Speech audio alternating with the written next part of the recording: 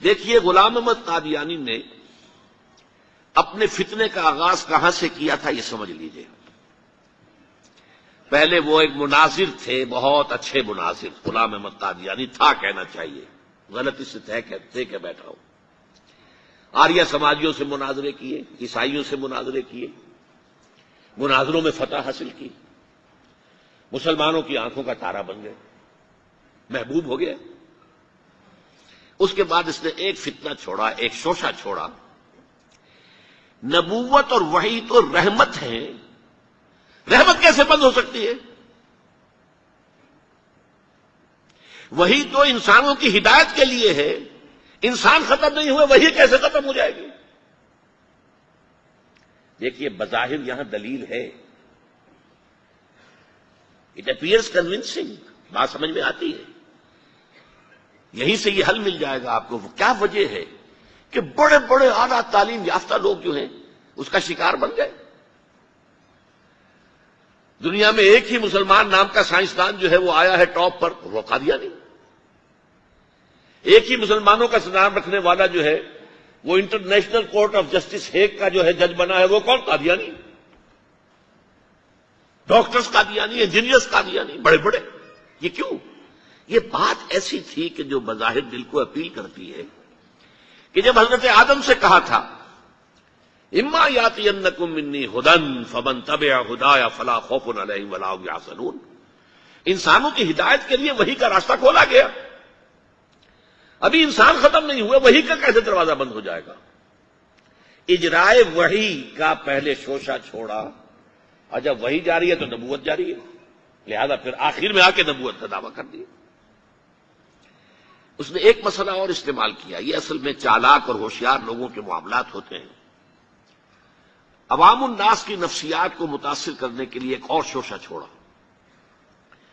دیکھو یہ کیسے ہو سکتا ہے، ہمارے نبی حضرت محمد صلی اللہ علیہ وسلم وہ فوت بھی ہو گئے، دفن بھی ہو گئے، زیر زمین دفن ہے، اور عیسیٰ ابن مریم وہ آسمان پر اٹھا دیے گئے، وہ آسمان پر ہے، کیسے ہو سکتا؟ اب عام مسلمان کے لیے اس میں بھی ایک اپیل ہے کہ اس میں تو گویا کہ ثابت ہوا کہ حضرت عیسیٰ ابن مریم جو ہے وہ افضل ہو گئے محمد سے صلی اللہ علیہ وسلم۔ یہ ہیں وہ چیزیں کہ جن سے حالانکہ افضلیت کا اس سے کوئی تعلق نہیں۔ اصحاب کہف اگر 300 برس تک سوتے رہے تو اس میں کون سی افضلیت ہو گئی؟ کوئی افضلیت کا سوال نہیں۔ اس اعتبار سے حضرت عزیر کو اگر 100 برس تک مردہ رکھ کر اللہ نے دوبارہ زندہ کر دیا، کون سی افضلیت اس میں ہو جائے گی؟ اللہ کی قدرت ہے، اللہ کر سکتا۔ لیکن عام آدمی کو اپیل کرنے والی باتیں ہیں، لہذا اس نے شوشہ چھوڑا کہ نہیں یہ غلط ہے، یہ مولویوں کے ڈھکوسلے ہیں، یہ قرآن مجید میں صراحت کے ساتھ نہیں ہے، یہ حدیثوں کے اندر ہے، حدیثوں کے بارے میں جو ہے وہ ہم اطمینان نہیں کر سکتے کہ حضرت مسیح جو ہے وہ سولی نہیں چڑھائے گئے، وہ سولی چڑھائے گئے، وہ فوت نہیں ہوئے، البتہ زخمی ہو کر وہاں سے اتار لیے گئے تھے، پھر ان کا علاج معالجہ ہو گیا، پھر وہ علاقہ چھوڑ کر کشمیر میں آ گئے، یہاں آ کر ان کا انتقال ہو گیا، یہاں دفن ہوئے، یہاں کشمیر میں ان کی قبر بھی موجود ہے۔ یہ دو ایشو ہیں جو اس شخص نے اٹھائے، اور اس سے عوام الناس جو ہیں جن کے اندر کے علم کی پختگی نہیں ہوتی، یا جذباتی طور پر آپ انہیں متاثر کر سکتے ہیں، یا جیسا کہ میں نے پہلی بات کہی تھی اس میں تو یقیناً ایک وزن کی بات نظر آتی ہے کہ یہ رحمت ہے، وہی رحمت ہے، نبوت رحمت ہے، اللہ کی رحمت بند ہو جائے گی کیسے؟ اب اس کا جواب ہے یہاں۔ میں نے اس قادیانی سے کہا کہ مجھے یہ بتاؤ کہ کیا تم یہ مانتے ہو کہ اللہ کی ہدایت قرآن میں کامل ہو گئی؟ انہوں نے کہا ہاں ہم مانتے ہیں، ہدایت کامل ہو گئی۔ میں نے کہا کیا تم یہ مانتے ہو کہ قرآن محفوظ ہے، اس میں تحریف نہیں ہوئی؟ کیا مانتے ہیں قرآن محفوظ ہے، اس میں تحریف نہیں ہوئی؟ پھر میں نے کہا مجھے منطقی وجہ بتاؤ، پھر اس وحی کی کھڑکی کو کھلے رکھنے کا فائدہ کیا ہے؟ وہاں سے جو آنا تھا جو مکمل ہو گیا قرآن، ہاں قرآن میں اگر تحریف ہو جاتی، اس کی حفاظت کا ذمہ نہ لیا گیا ہوتا تو کسی نبی کی ضرورت تھی کہ جو آ کے اس کی تصحیح کرتا کہ یہ بات یوں نہیں یوں تھی، یہ غلطی کر دی گئی ہے، ورنہ حقیقت یوں تھی۔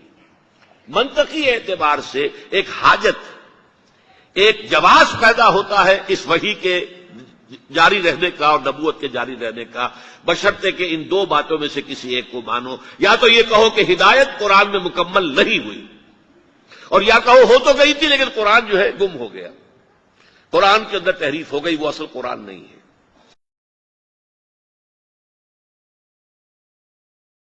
اسی زمانے میں ایک واقعہ یہ ہوا تھا، غلام احمد قادیانی نے ایک دعوتی خط لکھا کابل کے حکمران. اب میں بھول رہا ہوں کہ وہ امیر دوست محمد خان تھے یا امیر عبد الرحمان خان تھے، ان دونوں میں سے کسی کے سامنے وہ خط پہنچا.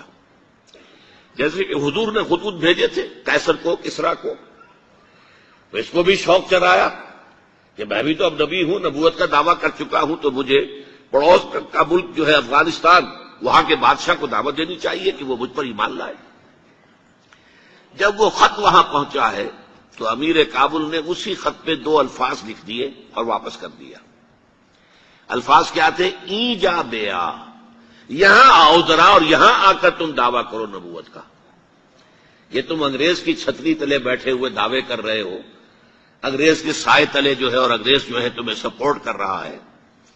تم نے جہاد کو جو ہے ختم کر دیا، دین کے لیے حرام ہے اب دوستو قتال، حرمت قتال.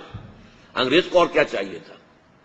گلیڈسٹن نے، جبکہ وہ وزیر اعظم تھا برطانیہ کا، اس نے کہا تھا اپنے پارلیمنٹ میں قرآن کو لہرا کر، جب تک یہ کتاب دنیا میں موجود ہے امن قائم نہیں ہو سکتا. یہ تو جہاد اور قتال کی بات کرتی ہے. تو ان کو اور کیا چاہیے تھا کہ اگر کوئی اس قتال کو ختم کر دے، منسوخ کر دے، اور مسلمانوں میں سے جذبہ جہاد اور قتال فی سبیل اللہ کو نکال دے، تو اس سے بڑی اور کیا خدمت ہوگی. لیکن یہ کہ اگر تمہیں یہ دعوت دینی ہے تو ذرا یہاں آؤ، ای جا بے آ، یہاں آ کے یہ دعوت دو مجھے، تاکہ تمہارے 14 طبق روشن ہو، تمہیں معلوم ہو کہ اس دعویٰ کرنے کا مطلب کیا ہے.